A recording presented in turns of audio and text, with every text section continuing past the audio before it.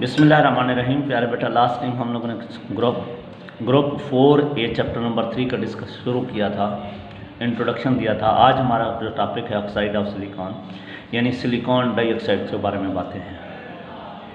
अब गौर से सुनते रहिएगा। Silicon dioxide is known as silica and it in which every silicon is tetrahedrally attached to 4 oxygen atoms and each oxygen atom attached to 2 silicon atoms।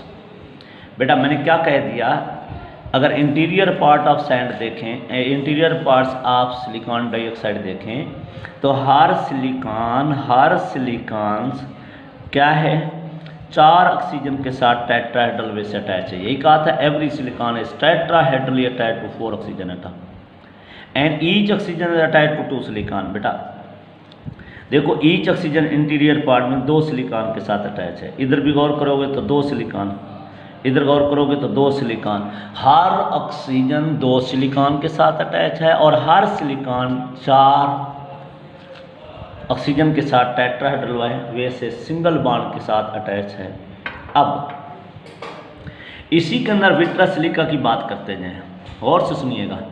ये जो हमारे पास crystalline silica है, गौर से सुनना, क्रिस्टलाइन सिलिका है, इसको क्रिस्टलाइन सिलिका की बात कर रहा हूँ। अगर हम इसको हीट करना शुरू कर दें, हीट करेंगे तो ये मेल्ट हो जाएगा। मेल्ट होगा तो विस्कस लिक्विड हो जाएगा। जब विस्कस लिक्विड होगा तो उसके अंदर एटम्स की अरेंजमेंट रैंडम हो जाएगी, 3 डायमेंशनल नहीं रहेगी।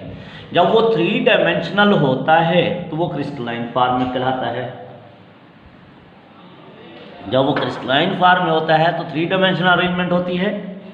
लेकिन अब हमने उसको विस्का लिक्विड बना दिया। उसके अंदर ये ध्यान रखना, अभी भी जब वो लिक्विड फॉर्म में गया है, एवरेज हम कंसीडर करें तो हर सिलिकॉन अभी भी 4 ऑक्सीजन से है और हर ऑक्सीजन 2 सिलिकॉन के साथ है, लेकिन क्रिस्टलाइन फॉर्म उसकी लूज हो चुकी है। अगर उसको ट्रीमेंडसली कूल कर देते हैं तो वो रिजिड मास बन जाएगा। ट्रीमेंडस मीन अचानक जब कूल करेंगे तो पार्टिकल बगैर रीअरेंज के वो सॉलिड बन जाएंगे। तो ये जो रिजिड मास बन जाएगा without having orientation into regular crystalline pattern, बगैर 3 डायमेंशनल फॉर्म में ओरिएंट हुए लिक्विड जब सॉलिड बन जाएगा तो इस सॉलिड को हम विट्रस सिलिका का नाम देते हैं या सिलिका ग्लास का नाम देते हैं। इनकरेक्टली फ्यूज क्वार्ट्ज भी कहा जाता है। अब मेरी बात तो जो सुनना, जब वो क्रिस्टलाइन फॉर्म में था तो 3 डायमेंशनल पैटर्न अरेंजमेंट का था। हमने उसको हीट किया, मेल्ट किया तो लिक्विड बना। लिक्विड में रैंडम स्ट्रक्चर आ गई जिसके अंदर 3 डायमेंशनल पैकिंग लूज हो गई। लेकिन इस रैंडम स्ट्रक्चर के अंदर भी एवरेजली हम ये कह सकते हैं एवरेज कि हर सिलिकॉन 4 ऑक्सीजन और हर ऑक्सीजन 2 सिलिकॉन के साथ अटैच है, लेकिन 3 डायमेंशनल पैटर्न नहीं है। हम उसकी ट्रीमेंडस कूलिंग कर दें तो पार्टिकल बगैर रीअरेंज किए सॉलिडिफाई हो जाएंगे। तो जहाँ 3 डायमेंशनल अरेंजमेंट नहीं होगी तो वो क्या कहलाएगा, विट्रस सिलिका या सिलिका ग्लास या फ्यूज क्वार्ट्ज कहलाएगा इनकरेक्टली। अब जब ये चीज़ आ गई तो इस विट्रस सिलिका की प्रॉपर्टीज़ क्या होंगी मेरे प्यारे बच्चे? प्रॉपर्टीज़ ऑफ विट्रस सिलिका, गौर से सुनना। विट्रस सिलिका की पहली प्रॉपर्टी एक has high transparency to light, transparent to light, has low thermal expansion, heat पे बहुत कम फैलता है, एक्सीलेंट इंसुलेटर है, हार्ड होता है, ब्रिटल होता है। ब्रिटल का मतलब होता है हम उसको तोड़ें तो चिकना चूर हो जाता है, और इलास्टिक होता है, इनसॉल्युबल इन वाटर होता है और इनर्ट टुवर्ड्स एनी रिएजेंट। बेटा किसी रिएजेंट के साथ भी रिएक्शन शो नहीं करता। रेजिस्टेंस टुवर्ड्स ऑल एसिड, किसी एसिड का इसके ऊपर असर नहीं होता सिवाय HF के। हाइड्रोजन फ्लोराइड के साथ ये रिएक्ट कर जाता है। एक दफ़ा दोबारा सुनिएगा। High transparency to light, low thermal expansion, excellent insulator, hard, brittle, elastic, insoluble in the water and all inert towards any reagent and resistance towards all acid except HF। अब बेटा ये तो मैंने बात की विट्रस सिलिका। विट्रस सिलिका होता क्या है, कैसे बनता है, मैंने आपको बयान किया। अगली बात, क्रिस्टलाइन फॉर्म ऑफ सिलिका को हम क्या कहते हैं? Quartz. Quartz. Crystalline form of silica is known as, without crystalline form को क्या कह रहे थे, विट्रा सिलिका। इसको नाम क्या दे रहे हैं, क्वार्ट्ज। ये भी हार्ड होते हैं, ब्रिटल्स होते हैं, रिफ्रैक्टर होते हैं, कलरलेस सॉलिड होते हैं। अब मेरे बच्चों यहाँ पे बहुत अच्छा सवाल आ गया, गौर से सुनना। हमारे पास एक कार्बन है और एक सिलिकॉन है, मेरी बात तवज्जो से सुनना। कार्बन के वैलेंस शेल में भी 4 इलेक्ट्रॉन, सिलिकॉन के वैलेंस शेल में भी 4 इलेक्ट्रॉन। कार्बन CO2 बनाता है, सिलिकॉन SiO2 बनाता है, लेकिन कार्बन डाइऑक्साइड जो है वो गैस है, सिलिकॉन डाइऑक्साइड वो सॉलिड है। आखिर ऐसा क्यों है? Why there is a big difference between the oxide of carbon and silicon? Carbon और सिलिकॉन के ऑक्साइड के दरमियान इतना बड़ा फर्क क्यों है? अब मेरे प्यारे बच्चे गौर से सुनते हैं। कार्बन पहली बात तो स्मॉल साइज होता है, and it is only surrounded by only 2 oxygen atom. Carbon को कितने एटम, कार्बन अपने इर्द गिर्द कितने ऑक्सीजन को ले आ सकता है बेटा, 2 ऑक्सीजन को, और ये डबल बॉन्ड बना देता है with each oxygen atom. Produce a small and symmetrical linear molecules which is volatile and reasonable reactive. और क्या है बेटा, गैसियस फॉर्म में पाया जाता है। स्मॉल सिमेट्रिकल मॉलिक्यूल होने की वजह से ये क्या बना देता है बेटा, गैसियस मॉलिक्यूल बन जाता है। क्लियर? यानी एक दो बात दोबारा सुनिएगा।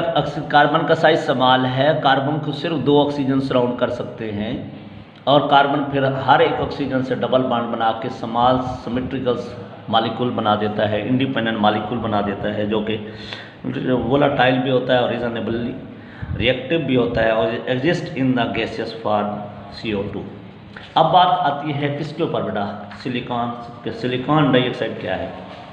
सिलिकॉन जो है वो लार्ज साइज होता है और surrounded by 4 oxygen atom. Carbon 2 oxygen atom, ये 4 ऑक्सीजन एटम से सराउंडेड होता है।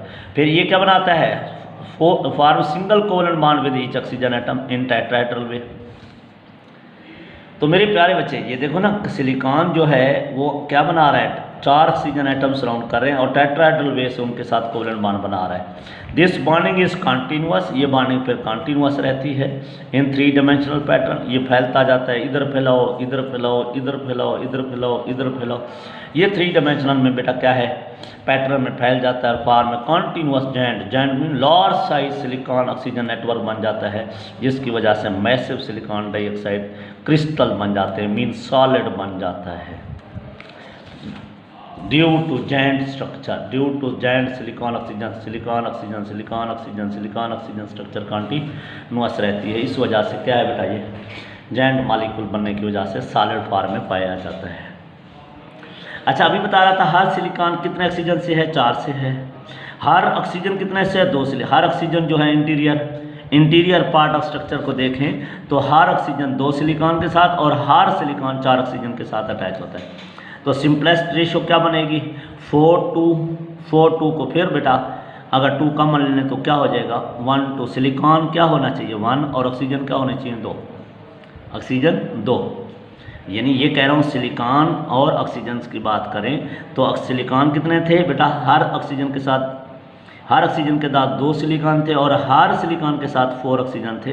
तो रेशियो निकालोगे तो 1:2 हो जाएगी, 1:2। तो सिलिकॉन 1, ऑक्सीजन 2, ये सिंपलेस्ट फार्मूला बन जाएगा SiO2।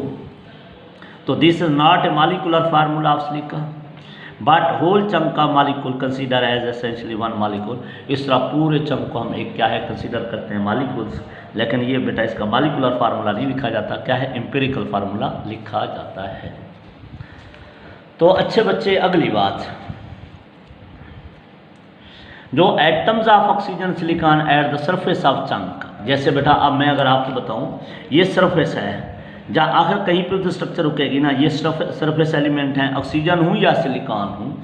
अगर मैं इसके बाद लिखता हूँ सिलिकॉन, तो सिलिकॉन फिर जो सरफेस के ऊपर सिलिकॉन और ऑक्सीजन आ रहे हैं, atoms of oxygen and silicon at the surface of chunk do not have all there valence forces satisfied. यानी अब यूँ नहीं कह सकते कि ये ऑक्सीजन जो है, ऑक्सीजन 2 बॉन्ड बना रहा है, ऑक्सीजन 1 बॉन्ड बना रहा है, दूसरा बॉन्ड नहीं बन रहा।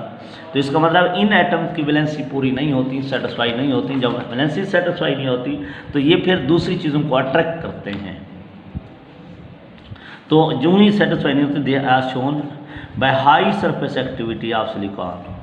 तो ये सिलिकॉन क्या शो करता है बेटा? High surface activity. क्या मतलब? सरफेस के ऊपर मौजूद एलिमेंट दूसरे सब्सटेंस को अट्रैक्ट करने की कोशिश करते हैं, अट्रैक्ट करते हैं, इसका हम कहते हैं सरफेस एक्टिविटी। क्योंकि इन सरफेस एलिमेंट की वैलेंसी सेटिस्फाइड नहीं होती, अपनी वैलेंसी सेटिस्फाई करने के लिए दूसरी चीज़ों को अट्रैक्ट करते हैं। In various form of silica there is a scene. बेटा याद रखिएगा, सिलिका अगर आप एरिया टू एरिया जाए ना बेटा, मुख्तलिफ इलाकों में जाएँ तो आपको सैंड के मुख्तलिफ कलर नज़र आएंगे। तो यही कह रहा हूँ, in the various crystalline form of silica there is a silicon oxygen silicon bond angles and rotation about is silicon are क्या है बेटा? डिफरेंट। कि मुख्तलिफ क्रिस्टलाइन फॉर्म उठाएँ तो उसके अंदर बॉन्ड लेंथ भी चेंज होगी, बॉन्ड एंगल भी चेंज होंगे, बॉन्ड रोटेशन भी चेंज होगी, जिसकी वजह से वो डिफरेंट पॉलीमार्फिक स्पीशीज़ में पाए जाते हैं, मुख्तलिफ शक्लों में पाया जाता है। ये था मेरे प्यारे बच्चे, थोड़ा सिलिकॉन्स के बारे में था। इसी तरह का ऑक्साइड ऑफ कार्बन की भी बात कर लेते हैं। ऑक्साइड ऑफ कार्बन कौन कौन से है बेटा? कार्बन मोनोऑक्साइड है, कार्बन डाइऑक्साइड है, कार्बन सब ऑक्साइड है। कार्बन सब ऑक्साइड हाईली अनस्टेबल होता है, हाईली अनस्टेबल होता है, इसको हम डिस्कस ही नहीं करते।